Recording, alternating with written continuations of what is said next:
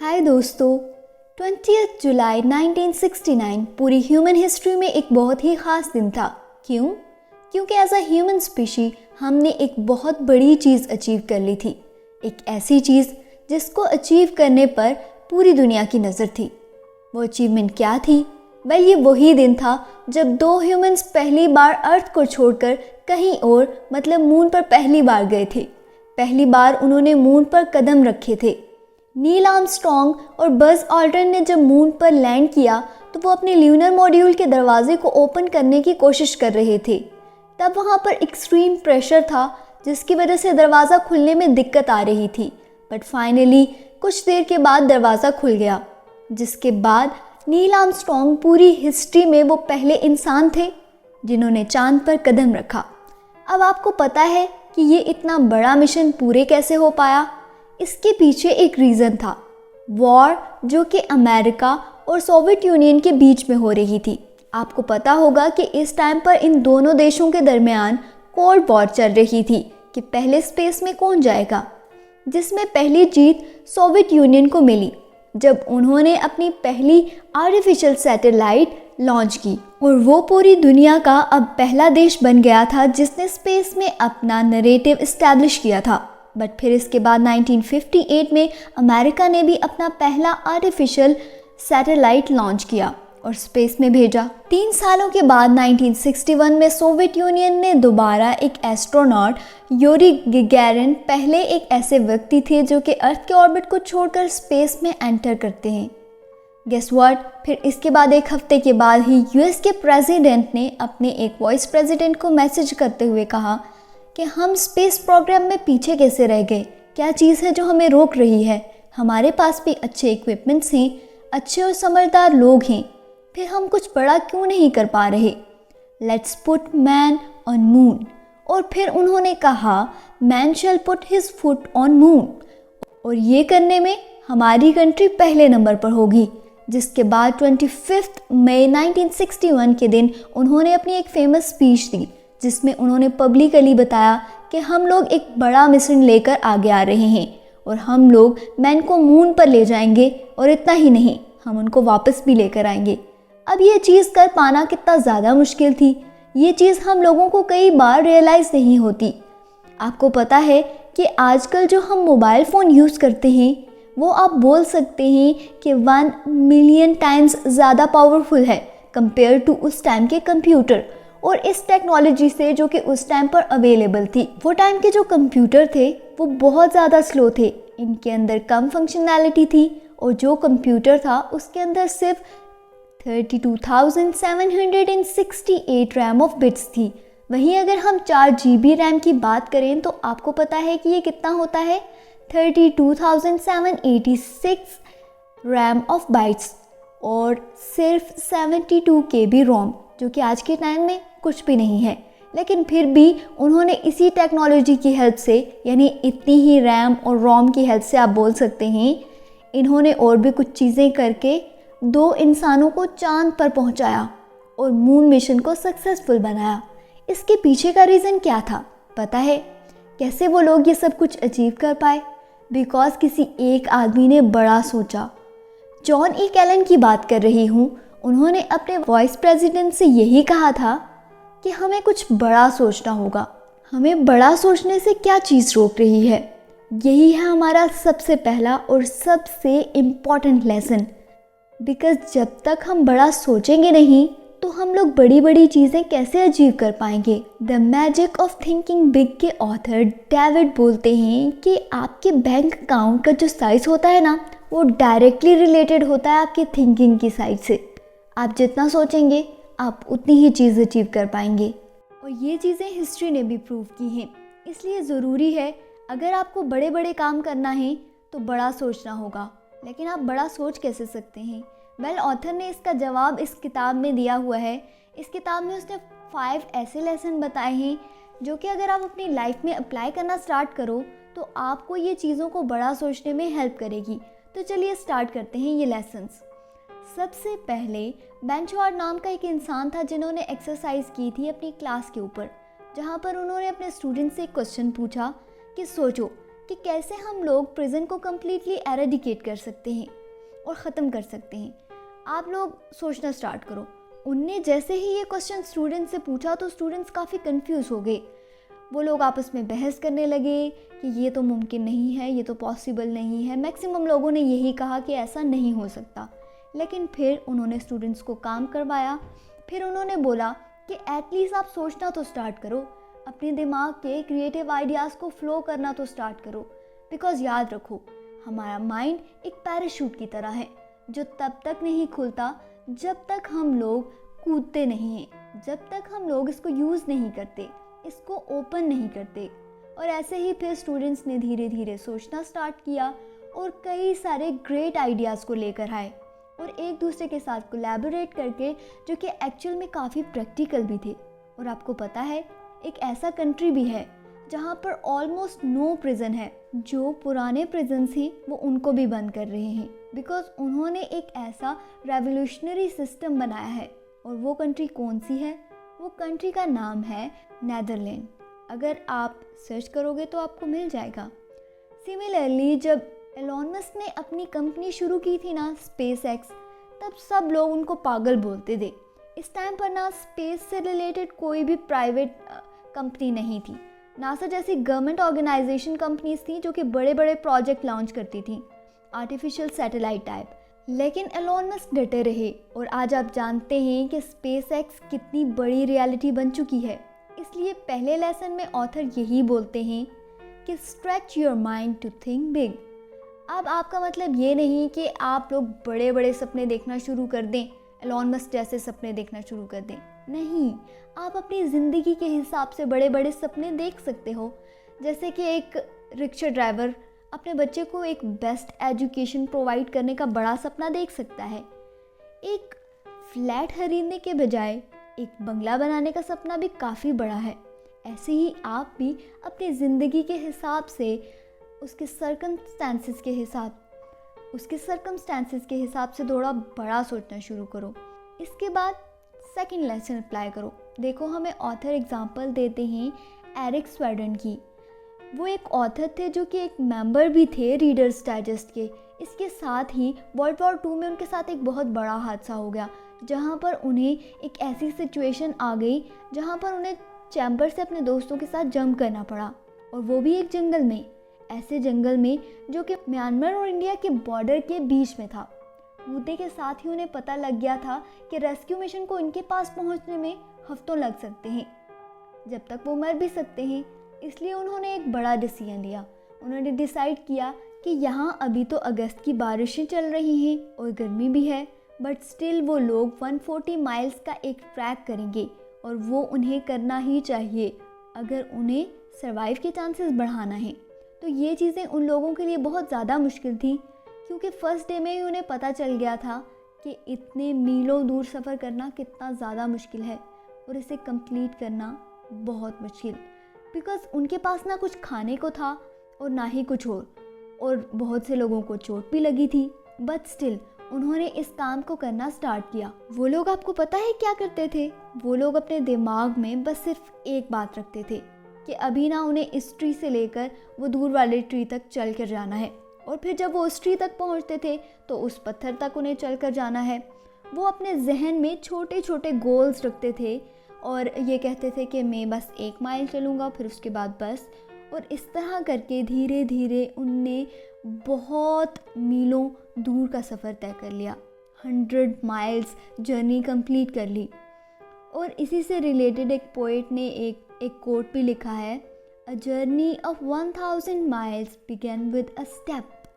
Elon Musk ने भी जब स्पेसएक्स के बारे में सोचा था तो स्टार्टिंग में उन्होंने ये नहीं सोचा था कि मैं मार्स पर जाकर घर बनाऊंगा। उन्होंने ये सोचा था कि एटलीस्ट वो मार्स पर जाएंगे और वहाँ पर जाकर प्लांट्स ग्रो करेंगे, कुछ चैम्बर्स बनाएंगे ताकि एक अच्छी सी पिक्चर क्लिक कर सकें। लेकिन आगे बढ़ते बढ़ते ऐसा टाइम आ गया है कि अब नासा भी उन्हें बड़े बड़े कॉन्ट्रैक्ट्स देने लगा है, जिसकी वजह से अब ऐसा लग रहा है कि कई सारी चीज़ें पॉसिबल हो रही हैं जो पहले इम्पॉसिबल थी। आज जो स्पेसएक्स की नेट एवोल्यूशन है ना, वो $127 बिलियन से भी ज़्यादा है। सिमिलरली टेस्ला लोगों ने पहले ये नहीं सोचा था कि हम ऐसी कार्स बनाएंगे जो कि सबके लिए अफोर्डेबल होंगी, बल्कि हो सकता है उनका विजन यही हुआ हो, बट उनके छोटे छोटे गोल्स थे। सबसे पहले उन्होंने सोचा होगा कि वो एक लग्जरी कार बनाएंगे जो कि रिच लोगों को सर्व करेगी, इससे उनको प्रॉफिट मिलेगा, और धीरे धीरे वो ऐसी कार्स बनाने लग गए जो सबके लिए अफोर्डेबल हैं। इसलिए लेसन नंबर 2 यही है कि स्टेप्स लें। बड़े विजन तो रखो, लेकिन इन बड़े बड़े विजन्स को कंप्लीट करने के लिए छोटे छोटे स्टेप्स लेना स्टार्ट करो। छोटे छोटे गोल सेट करो जिन्हें धीरे धीरे कर एक एक करके एक्शन करके उन्हें हकीकत में बदलो। और इसके बाद आपको लेसन नंबर 3 को समझना होगा। अच्छा, इमेजिन करो कि कोई आपको पकड़ लेता है और आपको एक बॉक्स में बंद कर देता है, और वो आपको बोलता है कि आप कितनी भी कोशिश कर लो, जितने भी हाथ पैर मार लो, मगर अब आपको ज़िंदगी भर इसी बॉक्स में रहना है और आप इस बॉक्स से बाहर नहीं निकल सकते। और तुम्हें ज़िंदा रहने के लिए खाने पीने की जो भी चीज़ ज़रूरत होगी वो तुम्हें दे दी जाएगी, जो कि तुम्हें सर्वाइव करने के लिए ज़रूरी है, और इस बॉक्स को बंद कर दिया जाएगा। अगर आप इस इंसान की बात पर बिलीव कर लो और आप वहाँ से निकलने की कोशिश ना करो, शायद आप थोड़ा ट्राई भी करो या फिर ट्राई ही ना करो और हार मानकर बैठ जाओ, बिकॉज़ आपको लगेगा कि यहाँ खाना पीना तो मिल रहा है, ज़िंदगी तो चल रही है। मगर अगर आप इस बात को बिलीव कर लोगे और हार मान लोगे तो शायद आप इस बॉक्स से कभी नहीं निकल पाओगे। लेकिन अगर आप खुद को मोटिवेट करोगे, ये सोचना स्टार्ट करोगे कि मैं इस बॉक्स को तोड़ सकती हूँ या सकता हूँ, मैं इस बॉक्स से बाहर निकल सकता हूँ, जब आप ये स्टार्ट करोगे सोचना, तो आप इस बॉक्स को तोड़ भी सकते हो। या फिर इस इंसान से कोई क्वेश्चन स्टार्ट कर सकते हो, दीवार की विड्थ को चेक कर सकते हो, उसकी लेंथ नापना शुरू कर सकते हो, उस इंसान से नेगोशिएट करना स्टार्ट करो। आप कुछ तो ऐसा करोगे जो आपको निकलने में मदद कर सकता है। अब आप बताओ, इन दोनों अप्रोच में से कौन सा अप्रोच ज़्यादा सही है? हाथ पर हाथ रख कर बैठ जाना और सोचना कि यही तुम्हारी किस्मत है और बस अब तुम यही रहोगे, या फिर एटलीस्ट ट्राई करना कि इतनी बड़ी चीज़ हम कर पाएंगे, इस बॉक्स से निकल पाएंगे? वेल ऑब्वियसली सेकंड ऑप्शन सही है। ट्राई करना ज़रूरी है, ये बिलीव करना बहुत ज़रूरी है कि हम ये चीज़ कर सकते हैं, बिकॉज़ जब हम लोग बिलीव करना शुरू करेंगे तो हम एक्शन लेंगे और तभी शायद हमारे ड्रीम्स रियलिटी बन पाएंगे। ऐसी ही चीज़ लोगों के साथ कई बार होती है। हम लोग ज़िंदगी में कई बार ये चीज़ें बिलीव ही नहीं कर पाते कि हम भी वो चीज़ें कर सकते हैं। हम भी शायद यूट्यूबर बन सकते हैं, क्रिकेटर बन सकते हैं, ऑनलाइन कमा सकते हैं, या फिर बिजनेस कर सकते हैं, मिलियनर बन सकते हैं, बिलियनर बन सकते हैं। ये हमारा बिलीव ही नहीं है।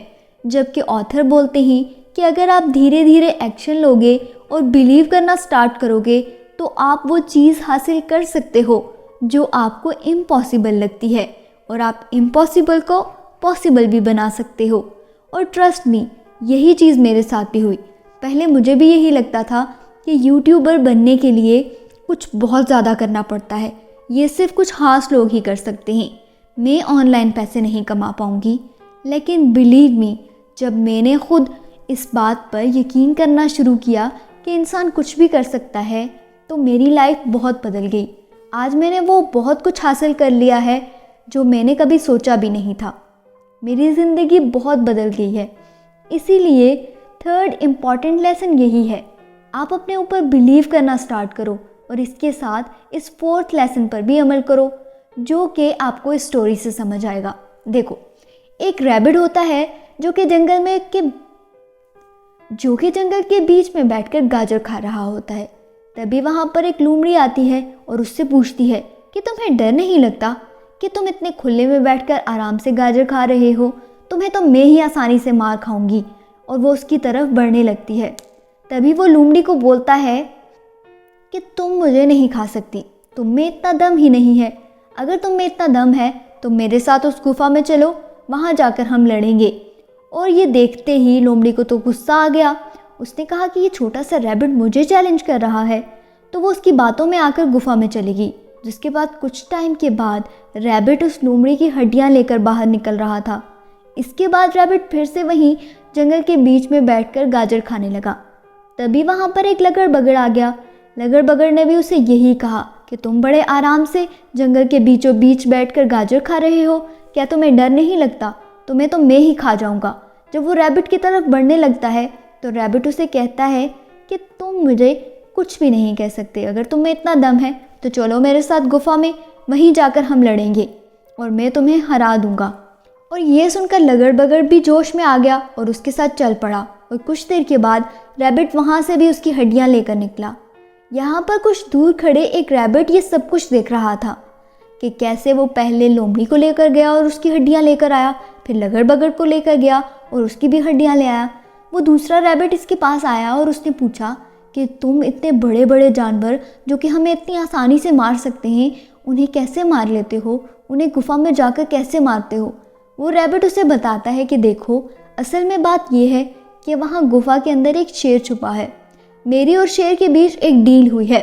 शेर को पता है कि मेरे अंदर तो इतना गोश्त नहीं, मुझे खाकर उसका पेट भी नहीं भरेगा, इसलिए मैंने उसके साथ एक डील कर ली कि मैं उसको शिकार ला कर दूंगा और इसके बदले में वो मेरी रक्षा करेगा। नाउ रैबिट ने दो चीज़ें की, एक तो फोकस किया और काम स्टार्ट किया, और दूसरा रैबिट का नेटवर्क स्ट्रॉन्ग था। उसने एक बहुत ही पावरफुल एनिमल से दोस्ती की थी। और यही है लेसन नंबर 4। अगर आप लोग जॉइंट्स के शोल्डर्स पर खड़े होकर देखोगे तो बहुत दूर तक देख पाओगे। बेसिकली अगर आप लोग बड़े बड़े लोगों के साथ उठना बैठना करोगे, उनके साथ नेटवर्क रखोगे, तो वो चीज़ें आपको पावरफुल बनाएंगी।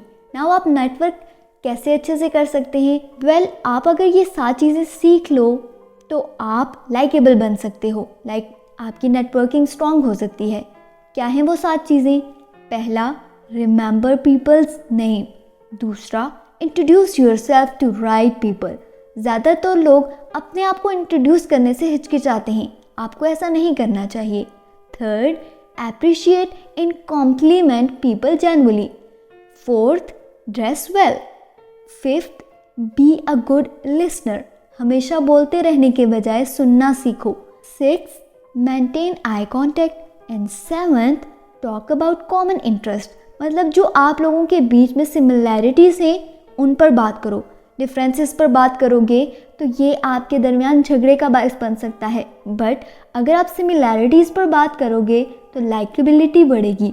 नाउ ये सारी चीज़ें तो आप करोगे ही, लेकिन इसके साथ आपको 5वें लेसन को भी याद रखना होगा। दोस्तों, साल 1999 में अमिताभ बच्चन की बहुत ख़राब हालत चल रही थी। उनकी मल्टीपल कंपनीज ब्रोक हो गई थी, वो कंगाल हो गए थे, जिसकी वजह से उनका बैंक अकाउंट ऑलमोस्ट ज़ीरो हो गया था। अब उन्हें समझ नहीं आ रहा था कि वो क्या करें। ना ये बात धीरूभाई अंबानी तक पहुंच गई, जिसके बाद उन्होंने अनिल और मुकेश अंबानी जी को कहा कि ये आदमी परेशान है, आपको इसकी हेल्प करनी चाहिए कुछ पैसे देकर। उन्होंने कहा कि हमें इतने पैसे उनको देने चाहिए जिससे उनका सारा लोन ख़त्म हो जाए। बट जब उन्होंने ये ऑफ़र अमिताभ बच्चन के सामने रखी तो उन्होंने पैसे लेने से पोलाइटली मना कर दिया, जिसके बाद उन्होंने फिर से काम शुरू किया और फिर से उन्होंने ABC की, जिस पे उन्हें बहुत ज़्यादा फ़ायदा हुआ, जिसके बाद उन्होंने कुछ सालों में ही अपना सारा लोन ख़त्म कर लिया। ना ये चीज़ काफ़ी इम्प्रेसिव थी, इसलिए फिर धीरूभाई ने अमिताभ बच्चन को एक पार्टी में इनवाइट किया, जहाँ पर वो फाइनेंस वर्ल्ड के बहुत सारे एक्सपर्ट्स के साथ बैठे हुए थे। और वहाँ पर उन्होंने कहा, अमिताभ बच्चन की तरफ इशारा करके, कि ये वो बच्चा है जो गिर गया था और फिर ये खुद अपनी मेहनत के बल पर खड़ा हुआ। और ये बात सुनकर अमिताभ बच्चन की आंखों में आंसू आ गए। ये बात बिल्कुल सच है। अमिताभ बच्चन जी 80 साल के हो चुके हैं, मगर अभी भी वो बहुत हार्ड वर्किंग हैं, हमेशा काम करते रहते हैं, कुछ ना कुछ नया करने की कोशिश करते हैं। वो हमेशा चेक करते रहते हैं, वक्त के साथ हमेशा अपने आप को बदलें। वो बैठे नहीं रहे, वो जैसे चाहते हैं खुद को बदल लेते हैं। वो हमेशा हीरो नहीं बनते, क्योंकि उन्हें पता है कि उनका वक्त अब गुजर चुका है। अब वो नई चीज़ें ट्राई करते हैं और हमेशा कुछ ना कुछ नया करते ही रहते हैं। वो किसी भी रोल को छोटा बड़ा नहीं समझते और बस काम करते ही चले जाते हैं। और यही है सबसे इम्पॉर्टेंट चीज़ कि हमें हर वक्त कुछ ना कुछ करते ही रहना चाहिए, एक्शन लेना चाहिए, तभी हम कुछ अचीव कर पाएंगे। हमेशा कुछ ना कुछ करते रहें। जब आप एक्शन करेंगे तभी आप रिजल्ट प्रोड्यूस कर सकेंगे। ये चीज़ सबसे ज़्यादा इम्पॉर्टेंट है। आप जितना भी बड़ा सोच लें, अगर आप एक्शन नहीं लेंगे, अगर आप मूवमेंट नहीं करेंगे, तो आपकी सोचों का कोई भी फ़ायदा नहीं। अपनी सोचों को हकीकत में बदलें, एक्शन लें। बेशक छोटा सा भी काम करें, लेकिन काम ज़रूर करें। अपने टाइम को पास ना करें, बल्कि इसमें कोई प्रोडक्टिव काम करें जो आपके काम आ सके या फिर दूसरे किसी इंसान के काम आ सके। वीडियो को समराइज़ करते हैं। पहला लेसन हमने क्या पढ़ा? Stretch your mind to think bigger. Second हमने पढ़ा remember that progress happen step by step. Third हमने पढ़ा believe you can do good thing. Fourth lesson build a good network. और fifth lesson do always more not less. और ये सब भी आपको सोच समझ कर करना होगा। ऐसा नहीं बस हर वक्त हथौड़ा मारते रहें, बल्कि आपको वक्त के हिसाब से समझदारी से एक्शन लेने चाहिए। तो ये थी वो इम्पॉर्टेंट बातें जो कि book the magic of thinking big से हमने सीखी। तो जल्दी से हमारे चैनल को सब्सक्राइब करें और इस वीडियो को लाइक और शेयर करें और बेल आइकन को क्लिक करें, ताकि ऐसी ही इंटरेस्टिंग और इन्फॉर्मेटिव बुक्स की समरी आपके साथ शेयर होती रहे। हम मिलेंगे ऐसी ही इन्फॉर्मेटिव बुक की समरी के साथ। तब तक के लिए अपना बहुत ख्याल रखिए। बाय।